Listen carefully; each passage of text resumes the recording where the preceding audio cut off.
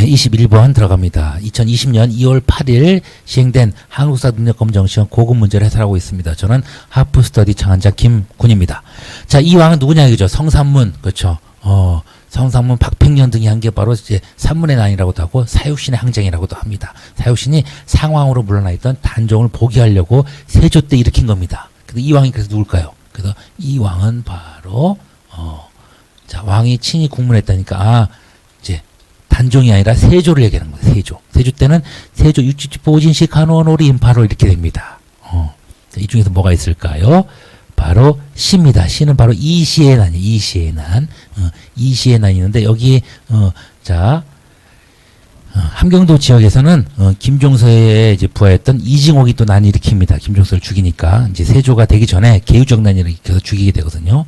이때 이제 함경도 지역을 차별하다 보니까 이제 함경도 함흥에 별가문이 있었던 이시해가 반란을 일으키게 됩니다. 그래서 이제 새로운 훈구파 세력이 나오는데 이게 바로 남이 장군과 유자광이랍니다. 유자광. 남이와 유자광이 나오는 게 바로 이시의 난을 진압하면서부터가 되겠습니다. 그래서 하여튼 이 왕은 바로 누구다? 세조다. 그렇죠. 세조라는 걸 알아둬야 됩니다. 그래서 남이를 처형하는 사람은 이제 그 뒤에 예종 때고요. 병급 신유 이런 사람은 나선 정벌은 이제 효종 때 이렇게 되겠습니다. 그리고 이제 영창대군 사단은 바로 이제 광해군이고 이게 광해군이 이런 것 때문에 이제 폐위가 되는 거죠. 그래서 폐모살제다 뭐 이런 식으로 이제 얘기를 하고 있습니다. 초기 문신제 초국 관료들한테 다시 또 교육을 시키는 거죠. 이게 바로 정조 때 일어났던 일들이 되겠습니다. 세조는 육조, 직계제, 지편전, 혁파, 직전법, 실시, 보법, 오위, 징관체제, 이시해난 뭐 있죠. 그다음에 강경도감 설치하고, 그다음에 경국대전을 편찬을 시작해서 호전과 형전을 간행했다. 원각사지 십층석탑을 만들었다. 한명의 등의 건의로 오가작도법, 멸리제 등을 만들었다. 그다음에 인지 규형을 통해서 실측하는 지도, 동국 지도를 만들었다. 그다음에 팔방통부라고 하는 이제 화살 모양의 화폐도 만들었다. 이거죠. 그래서 이제 전패라고도 합니다. 그러니까 어린 석보는 본인이 만든 석보상제랑 아버지가 만든 어린 청강지국을 합쳐가지고 아버지는 세종을 얘기합니다. 그래서 어린 석보를 만들었고 요거 서문에 후민정 언해본이 실려있게 됩니다. 이게 바로 세조 때 일이다라고 보시면 됩니다. 그래서 세조 60주 보진시 간원오리 임파롤 이렇게 외우기도 한다는 거. 그래서 우리는 이렇게 나눠서 정리를 해야 됩니다. 써보고 그쵸. 여기 가려보고 요것만 보고 얘기해보고 그쵸. 그러면 나중에 이것도 안 보고 합니다. 우리는 그래서 모든 걸 다 안 보고 하는 사람들로 모여있는 집단이다. 이렇게 보시면 되겠습니다. 22번. 자, 황사영이라는 사람이 백설해요. 이제 비단에다 썼다는 얘기거든요. 뭐냐면 정전, 종인중앙, 정약용, 정약전 등은 이제 귀향을 갖고요. 정약종은 죽었고 이승우는 최초의 세례전제 죽습니다. 청나라의 신부님 중은보 신부가 죽습니다. 이거를 이제 고발한 사람이 황사영입니다. 황사영. 그렇죠? 신앙의 자유를 얻기 위해서 이제 외국 군대를 출병 요청했다 이런 내용이 적혀 있습니다. 자, 이게 바로 이제 뭘까요? 천주교가 돼요. 천주교. 천주교. 자, 어린이와 여성을 존중했다. 그러면은 여성 이제 잡지 개벽을 원했다. 후청 개벽 이런 거는 이제 동학이 됩니다. 동학. 자, 그리고 동경대전 용담유사를 경전으로 만드는데 이게 누구냐면은 여기 보이죠? 자, 최시영입니다. 최시영 이대 교주. 처음 만든 사람은 최재우고요. 그다음에 원은 누구냐? 원은 자, 원은 이제 원불교인데 박중빈이 창시했다는 거. 박중빈 이렇게 줄여서 원빈. 저축, 개간, 허례허식, 폐지, 세상운동, 남녀평등 주장한 게 바로 이제 원불교입니다. 원불교. 일제시대 때 만들어지는 민족 종교가 됩니다. 이게 뭐냐면요. 김좌진, 홍범도 연합부대랑 이제 요겁니다. 의가 바로 요겁니다. 의민단을 조직했는데 의민단을 조직하는 단체는 바로 천주교 신자들이 중점이 돼가지고 만들었어요. 이게 의민단입니다. 그래서 어떻게 했을까요? 청산리 대첩을 승리를 이끌었던 그렇죠. 세계 큰 그룹이 바로 김좌진 장군의 북로 군정서, 홍범도의 이제 대한독립군, 그다음에 연합부대, 그다음에 의민단 등이 청산리 전투에서 일본 1,200명 이상을 이제 사살했던 거죠.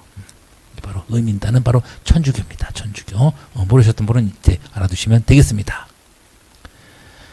자, 그다음 넘어가겠습니다. 23번. 전국 공신을 어쩌고저쩌고 충신이 어쩌고저쩌고 하는데 그러나 그렇죠. 분수에 넘치겠다는 거죠. 공신을 너무 많이 줬다는 거야. 이게 뭐냐면요. 연산군을 몰아냈는데 중종이 들어선 겁니다. 그렇지만 중종 때 그렇죠. 중종의 힘으로 한 건 아니고 훈구파 대신들이 연산군을 몰아냈어요. 그러면서 이제 자기한테 잘 보였던 사람들을 많은 사람들을 공신에 만들었다는 거죠. 그래서 쓸데없는 공신이 너무 많다는 거야. 70여 명의 공신을 없애겠다. 한 사람이 누구냐면은 바로 위훈 가짜 훈장을 삭제하겠다는 사람이 바로 조광조입니다. 그렇죠. 그러다 보니까 훈장 즉 공신록에서 삭제가 되면은요 공신 전 토지도 받고 승진 여러 가지 죄를 지어도 용서해 주는 게 공신이란 말이죠. 공신에서 이제 없어지게 되는 거야. 삭제가 되는 거야. 얼마나 원한이 쌓이겠어요. 그래서 이 세력 등이 조광조를 몰아내려고 어떻게 했을까요? 주초 유형이라고 해가지고 주초 합치면은 이제 조씨가 됩니다. 조씨가 왕이 되려고 한다라는 거를 이제 벌레가 그렇게 꿀을 발라나고 벌레가 이제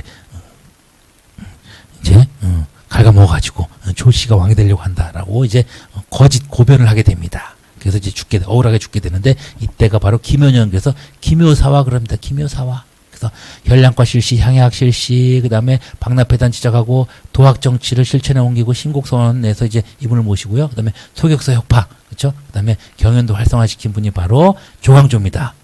조광조 선생이 이때 죽어요. 이거 김효사로 죽게 된다는 거죠. 그러니까 이게 뭐냐면 이 사건을 계기로, 그렇죠? 위훈 삭제를 계기로, 그렇죠? 위훈 삭제를 계기로 기묘하게 죽었다 이겁니다. 그래서 조광조 현약방, 도심석영 위기 이렇게 됩니다. 이게 바로 이제 조광조가 죽었다는 겁니다. 정일이 모반 사건은 기초옥사, 요거는 이제 선조 때 일어나는 거예요. 양지역 벽서 사건 등이 일어나는데 이게 바로 이제 을사사와 이후에 이제 일어나는 이현적 등이 이제 화를 입었다 이렇게 돼 있어요. 명종 때입니다. 조의제문을 쓴 사람이 바로 김종지 그 제자 김일손이 처형되는 게 바로 사무 해가지고 사초문제 무호사화 이렇게 됩니다. 이괄이 반란 일으키는데 2등 공신이 된 이괄이 그렇죠. 반란 이거는 인조 반정 때가 되겠습니다. 그래서 이괄의 잔당들이 후금으로 투항하게 되면서 이제 후금이 쳐들어오게 되는 게 이제 정묘호란이 되는 겁니다. 어렵죠? 자, 하여튼 요거는 위훈 삭제에 대한 내용이 되겠다. 누구 때? 중종 때 기묘하게 죽었다. 누구? 조광조가 되겠습니다. 자, 이 시기에 볼 수 있는 거래요. 어쩌고저쩌고 나오는데 홍대용이 했다는 거죠. 그렇죠? 이게 을병연행록이라 한글로 쓰여졌다는 거죠. 연기라는 것도 쓰고 이제 한글로 만든 게 을병연행록인데 이게 누구냐면 홍대용이라는 거. 이때는 완전 조선 후기죠. 그렇죠? 조선 후기 때는 뭐냐 이거죠. 조선 후기 때는 바로 세화경종, 세계지도, 화포, 천리경, 자명종 등이 이제 들어오게 되는 거죠. 그렇죠? 이광정, 정두원, 그다음에 소현세자 이런 분들이 청나라에 갔다가 이제 많은 걸 갖고 오는데 자 마테오리치가 만들었다고 하는 고려만국 전도 세계의 지도를 이제 보는 학자들이 많았다는 겁니다. 제중원 요거는 이제 완전히 고종 때죠, 그렇죠? 제중원은 바로 뭐가 알렌한테 이제 만들어 주는데 알렌한테 이제 처음에는 뭘 만들어 줘요? 알렌한테 뭘 만들어 주죠? 알렌 처음에 광해원 그 저기 이름을 이제 바로 20일 만에 바꾸게 되는 게 제중원이 됩니다. 나중에 세브란스가 인수해서 지금 현재 연세대학교 병원이 되는 거죠.